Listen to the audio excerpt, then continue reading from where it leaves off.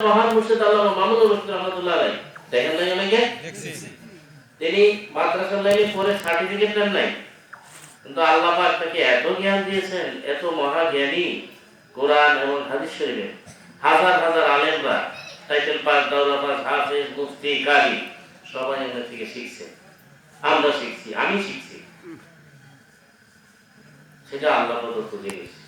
আলহামদুলিল্লাহ, ওনার পড়া এত সুন্দর সহি ছিল, তাহলে উনি কি চেষ্টা না করে এইভাবে সহি করতে পারছেন?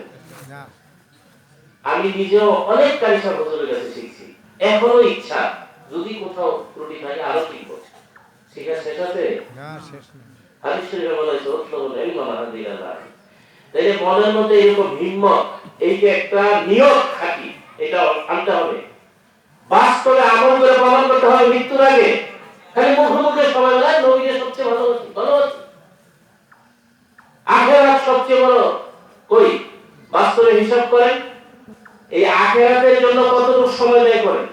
আপনার তো আকল দিছে, অন্য মুফতির কাছে ফতোয়া জিজ্ঞাসা করা লাগবে না, আপনি নিজের মনের মধ্যে জিজ্ঞাসা করেন আপনি, আমি যে আখিরাতের জন্য, আল্লাহর জন্য, নবীর জন্য, আখিরাতের কবরের জীবনের জন্য আমি কতটুকু সময়, কতটুকু অর্থ ব্যয় করি, কতটুকু চেষ্টা করি সঠিকভাবে আখিরাতের কাজগুলো করার জন্য।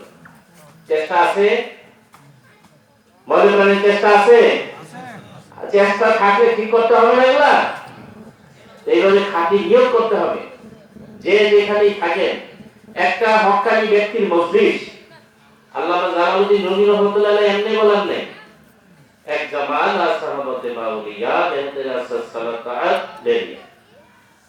একজন হক্কানি আলেম, একজন কামেল মুর্শিদের সহবত কিছু সময়ে কত বছরের মধ্যে চলতো? 100 বছর। 100 বছরে